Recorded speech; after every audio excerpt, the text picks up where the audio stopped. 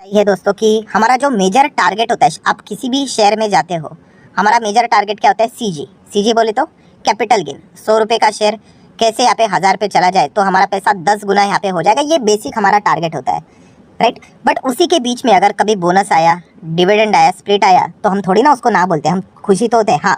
But सिर्फ अगर कोई बोनस के लिए जाता है या फिर सिर्फ कोई कंपनी स्प्लिट दे रही है इसीलिए जाता है, वो गलत बात है। मैंने बहुत बार ये चीज़ों को एक्सप्लेन करके आपको बताया है। पर फिर भी कैपिटल गेन के साथ साथ अगर ये चीज़ें आ जाती है तो मतलब मज़ा ही आ जाता है, बोलते हैं ना सोने पे सुहागा। तो ऐसी कुछ चीज़ें हम लोग को होते हुए देखने को यहाँ पे मिल सकती है। सो स्टेप बाय स्टेप सारी चीज़ों को कवर करेंगे।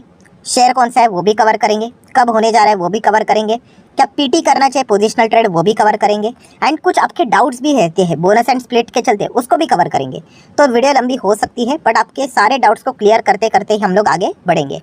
सबसे पहले बोनस एंड स्प्लिट की मैं जब भी बात करता हूँ ना दोस्तों, तो बहुत सारे लोग गुस्सा हो जाते हैं, मतलब बोलते हैं सर ये बोनस एंड स्प्लिट किसी काम का नहीं है, इससे एक पैसे का भी फ़ायदा नहीं होता है।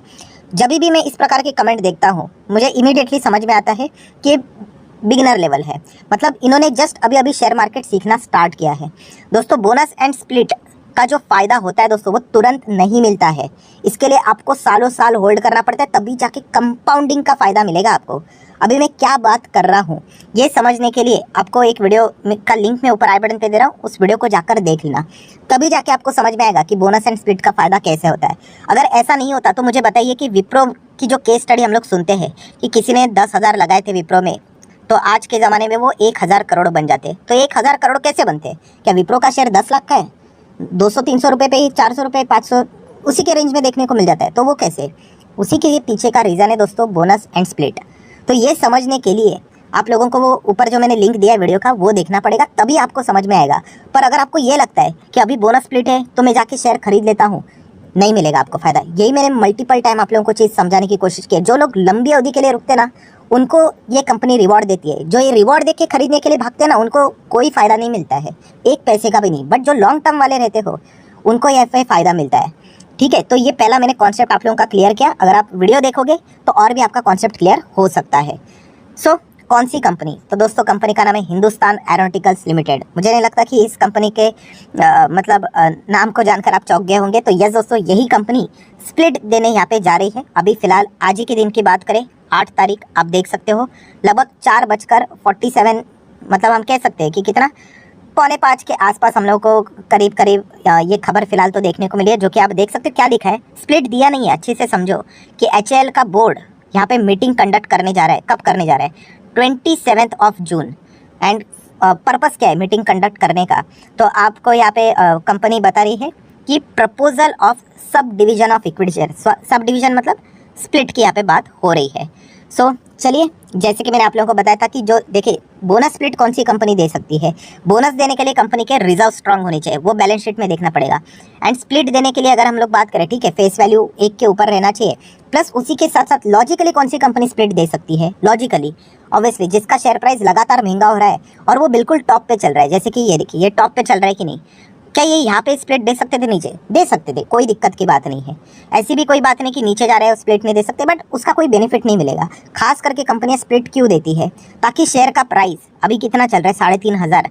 तो बहुत सारे रिटेल इन्वेस्टर इनको खरीदना भी चाहते होंगे तो वो खरीद नहीं पाते होंगे, बट कल यही शेयर अगर 300 पे मिले, 350 पे मिले तो खरीदेंगे कि नहीं? डेफिनेटली खरीदेंगे। तो इसीलिए ये पहला प्राइमरी ऑब्जेक्टिव होता है कि शेयर के प्राइस को नीचे लेके आए, ताकि बाकी लोग रिटेल इन्वेस्टर भी इसमें पार्टिसिपेट करें एंड क्या करें, इसमें वॉल्यूम्स बढ़ जाए। तो ये बेसिक चीज़ यहाँ पे होती है। तो सबसे पहले आपको क्या समझ में आया कि कंपनी का 27 जून, ये तारीख नोट करके रख लेना, कंपनी शायद से स्प्लिट दे सकती है। अभी मैं शायद क्यों बोल रहा दोस्तों, क्योंकि इसके पहले भी 21 सितंबर 2021 की कहानी है कि HAL का जो शेयर था वो क्रैश होया था। क्यों?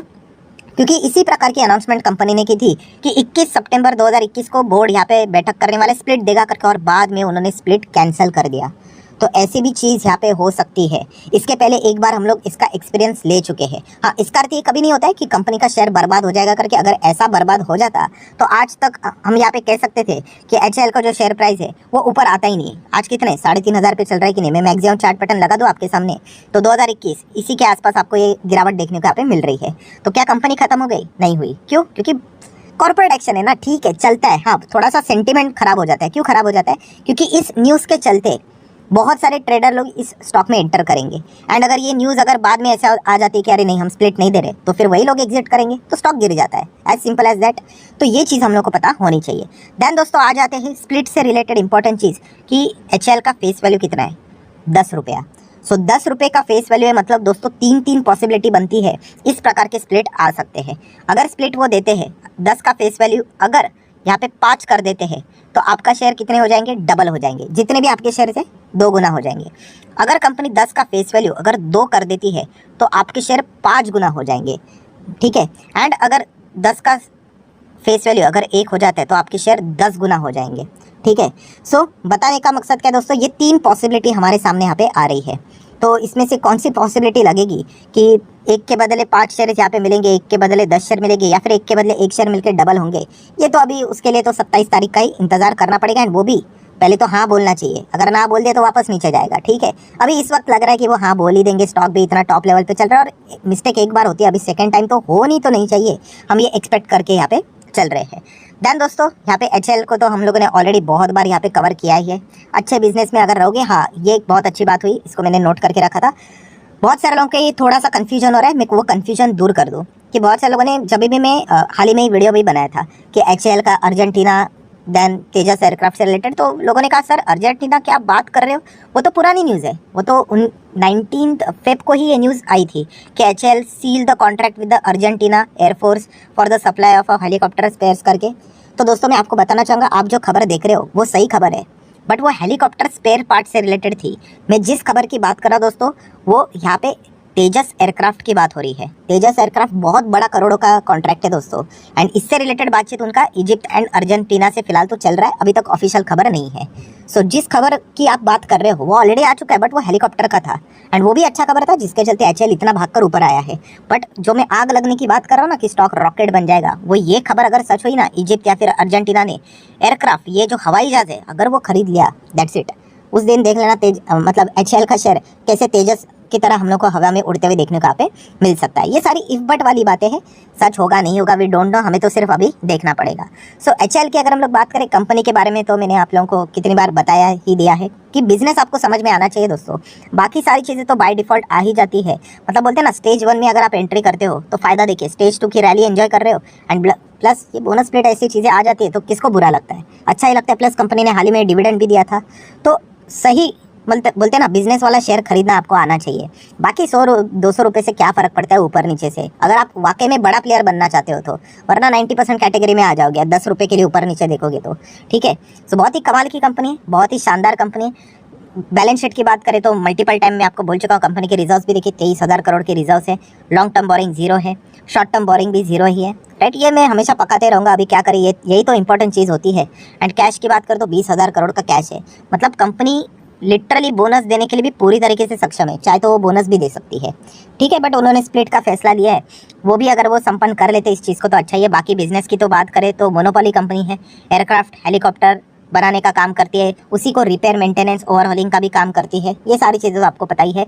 लगभग 1,20,000 करोड़ का मार्केट कैप इसका हो चुका है। हम लोगों ने देखा था कभी कितनी छोटी कंपनी थी, 50-60 हज़ार करोड़ के आसपास का मार्केट कैप था, आज डबल से भी ज़्यादा हो गया है, इनफैक्ट मोर देन डैट, उससे भी छोटा था, 50 भी नहीं था, उससे भी कम था। सो सही जगह पे जाओगे तो बिजनेस मतलब बोलते ना अच्छा पैसा बन ही जाता है। HL देख सकते हो नंबर 1 पे, इतना सब कुछ होने के बाद पी भी वेल मेंटेन है, अभी भी कंपनी का प्रॉफिटेबिलिटी अच्छा है ना, तो पी मेंटेन रहेगा ही रहेगा। आप देख सकते हो 3,200 करोड़ का प्रॉफिट पूरे साल में, फिर 5,000 करोड़ का, अभी लगभग 6,000 करोड़ का प्रॉफिट। EPS भी देखिए। एंड सबसे जो बड़ा प्रॉब्लम मतलब ऐसी कोई टेंशन वाली बात नहीं, शेयर होल्डिंग पैटर्न कि 75% के नीचे आना चाहिए, वो भी उन्होंने ला दिया OFS के जरिए, ठीक है। देन आप देख सकते हैं FIs भी बढ़ चुके हैं, DIs भी बढ़ते हुए देख चुके हैं, एंड पब्लिक ने भी थोड़ा बहुत हिस्सेदारी यहाँ पे खरीदी है। सो सभी की अगर मैं बात करूँ, जिन्होंने भी HL में शेयर खरीद के रखा हुआ है, मुझे नहीं लगता कोई डिसअपॉइंट यहाँ पे होगा, हर किसी को अच्छा खासा पैसा बनते हुए देखने को मिला है।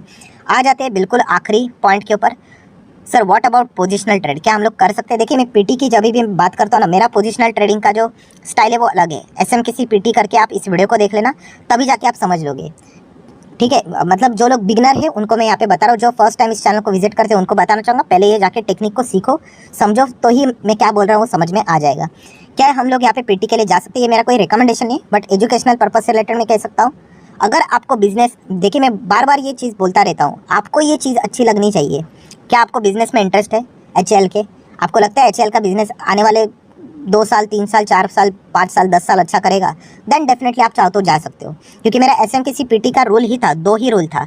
नंबर 1 रूल कि वो स्टॉक फंडामेंटल स्ट्रांग होना चाहिए, एंड सेकंड, इन केस हम जैसा चाहते हैं वैसा नहीं हुआ तो आपको वो लॉन्ग टर्म होल्ड करना आना चाहिए। जैसा चाहते हैं वैसा नहीं हुआ मतलब मान लीजिए अगर ये 27 को बोल देते हैं अरे स्प्लिट नहीं करके नहीं देना है करके, स्टॉक तो गिर जाएगा, तो फिर आपको पछतावा नहीं होना चाहिए कि अरे मैंने कौन सा घटिया स्टॉक अपने पोर्टफोलियो में ऐड कर लिया करके। तो फिर आप चाहो तो इसके बारे में विचार कर सकते हो, राइट। प्रॉब्लम क्या हो जाता है कि हम लोग निवेश कर लेते हैं एंड अगर स्टॉक नहीं भागा तो हम लोग मतलब बोलते हैं ना, द पीपल स्टार्ट क्राइंग कि अरे यार हम तो फंस गए, ये हो गए, फलाना ढिमकाना। अरे ऐसा थोड़ी होता है। आपको कंपनी अच्छी लगती है क्या, रहने दो पोर्टफोलियो में, क्या फर्क पड़ता है। आज नहीं तो कल आपको अच्छा रिटर्न मिलेगा ही, बैंक से तो ज़्यादा रिटर्न्स तो मिल ही जाएंगे। थोड़ी ना एचएएल का ये कोई दी एंड है करके कि इस लेवल के ऊपर वो जाएगा ही नहीं करके। ठीक है 1 साल लग सकता है, 1.5 साल लग सकता है, बट पैसा अल्टीमेटली बनेगा एंड जितना ज़्यादा होल्ड करेंगे उतना बनेगा। सो इस लॉजिक के हिसाब से आप चाहो तो जा सकते हो। प्रॉब्लम क्या होता है, लोग ये सुनना चाहते हैं मेरे मुंह से कि सर आप बस हाँ बोल दीजिए, और जैसे आप हाँ बोलोगे कल से वो बस भागना शुरू, वो रुकना ही नहीं चाहिए। तो वो मेरे कंट्रोल में नहीं है दोस्तों। अगर 27 को इन्होंने पलटी मार ली तो फिर आप बोलोगे सर आपने तो फंसा दिया, तो वो भी मेरे हाथ में नहीं है। तो आपको बिजनेस अच्छा लगना चाहिए। एचएएल तो आपको पता है one of my favourite stock, आप ऐसा भी बोल सकते हो। बहुत बार मैंने बताया सरकारी कंपनी है no doubt, but defence sector में अगर देखा गया तो तबाही मचाने वाला ये स्टॉक है। सो उस हिसाब से आप लोगों ने विचार करना है।